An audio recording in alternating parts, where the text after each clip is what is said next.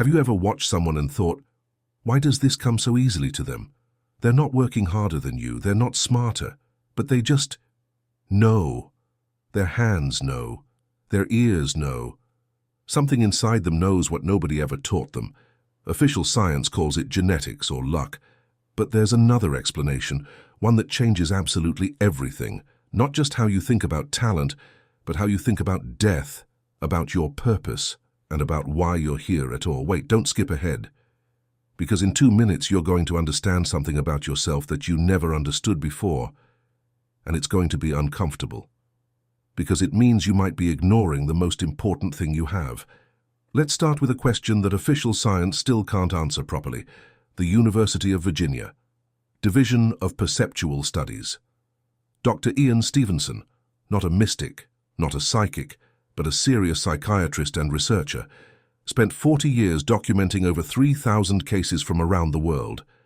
Children who describe details of past lives with such precision that it's impossible to explain by anything other than one thing: they were there. But here's what Stevenson documented with particular attention. Among these children, he consistently found those who demonstrated skills completely incompatible with their current upbringing and environment. A child from a poor family with zero musical background, playing an instrument as if they'd practiced for years. A child who had never seen the ocean describing navigation with the accuracy of an experienced sailor. Where does that come from? Stevenson didn't offer mystical explanations. He just documented the facts and said, we don't yet have a better explanation than the idea that something carries over. Edgar Cayce knew exactly what that something was, and he explained it with a precision that makes you deeply uneasy. Cayce said, talent is not something you acquire in this life from scratch. Talent is something you bring with you, already formed, already refined, already alive inside you before you spoke your first word. And it's not just a skill, it's a vibration.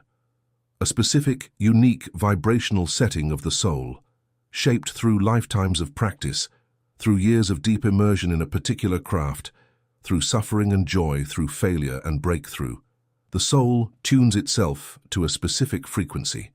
It becomes an instrument with a unique sound, and that tuning doesn't disappear after the body dies, because it doesn't belong to the body.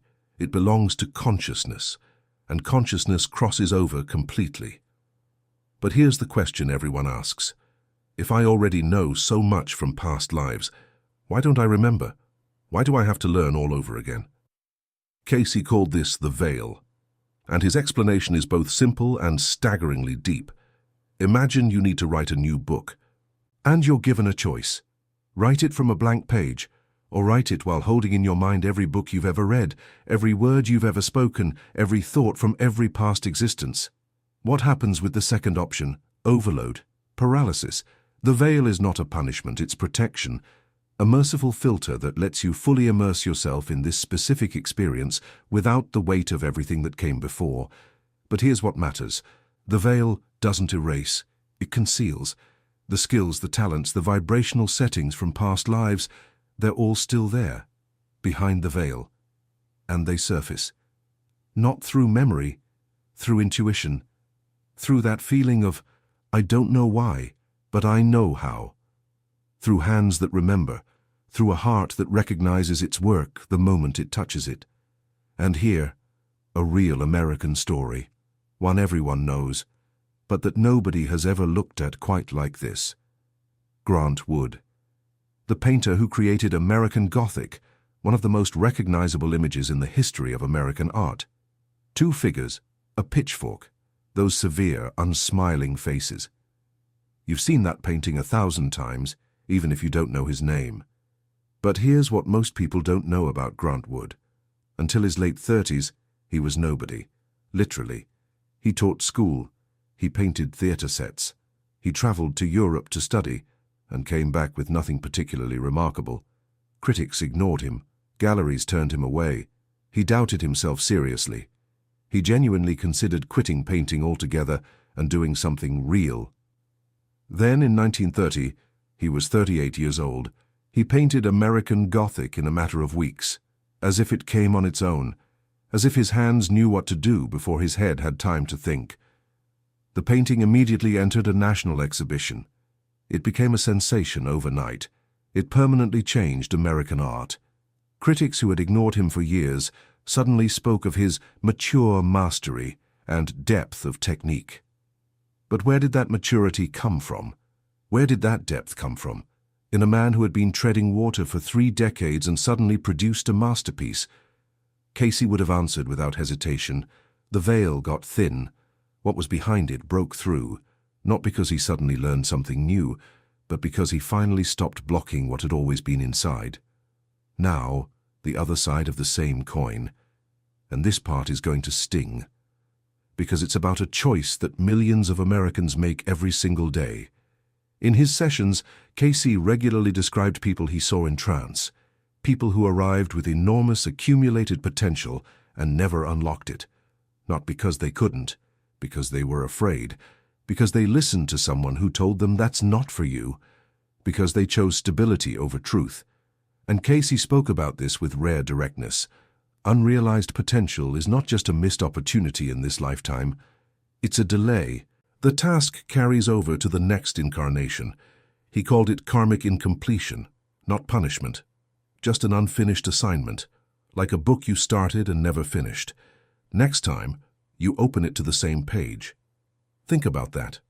How many people in America right now are sitting in offices thinking about something else? How many people chose the safe major because their parents said art doesn't pay? How many people put their real thing on hold for later, and later never came? Cayce said, that pull you can't explain. It's not random. It's not a whim. It's a signal. It's your soul's memory of who it already is. And when you ignore that pull, you're not just ignoring an interest. You're ignoring yourself. At the deepest level at which ignoring yourself is even possible. Now, what happens between lives? This is where Cayce described things that give you chills. He talked about what he called temples of knowledge, spaces at the post-death levels of existence where the soul continues to develop between incarnations, not clouds and harps. A musical soul between lives exists in a space of pure music, not notes on paper, not sound through air, but music as the vibration of reality itself, where you can hear harmonies no earthly instrument can produce. A scientific soul exists in a space of pure thought, where concepts exist not as words, but as living structures you can study directly. A healing soul exists where the nature of life force is visible without the anatomical limitations of a physical body. And when that soul decides to return, it returns with everything it gathered. Earth life is not the beginning of the journey. It's a specific chapter for expressing what already exists in new conditions, in service to others. And here is the most important idea in all of Cayce's work. We don't come back to Earth to learn from scratch. We come back to express. The word express is everything. In photography, there's a development process. The image already exists on the film, completely, with every detail, but it's hidden. Development is not the creation of the image, it's the revealing of it. That's what happens with the soul in earthly life. You don't create your talent here. You reveal it. You create the conditions in which what already exists inside can come out, can be seen, can be used for others.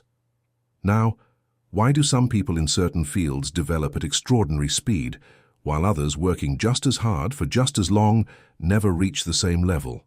Cayce said, it's not about the amount of effort in this lifetime, it's about the depth of the vibrational setting brought with you. If you arrived with 5 lifetimes of practice, 1 year of work in this life is equivalent to 10 years of work for someone starting from 0.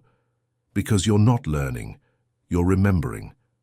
And remembering is a fundamentally different process than learning.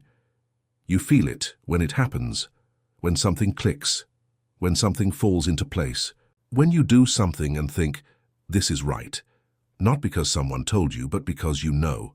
From somewhere deep down, you know. Let's come back to Grant Wood.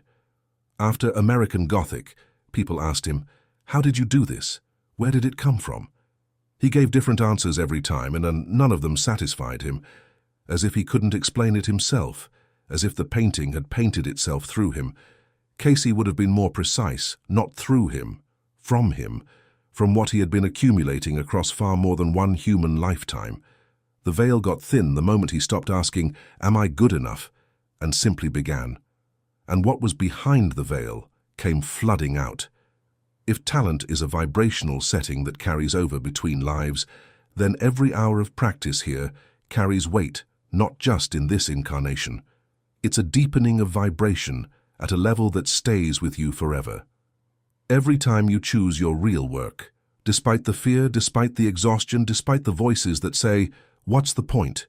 You're not investing in a career.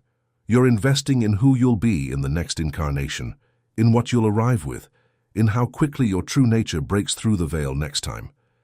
Cayce said, "Every incarnation is not a chance to start. It's a chance to continue. You don't develop yourself for a resume. You develop yourself because this is literally the construction of who you are, the real you, the one who exists across all lifetimes." One final question. Not rhetorical. Real.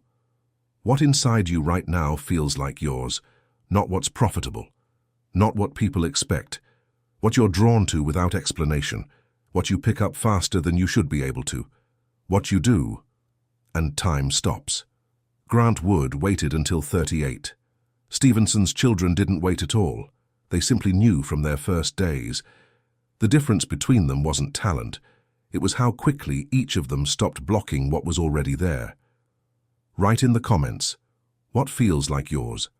Not what you do, but who you feel like when you're doing it, because that answer, that's the real you.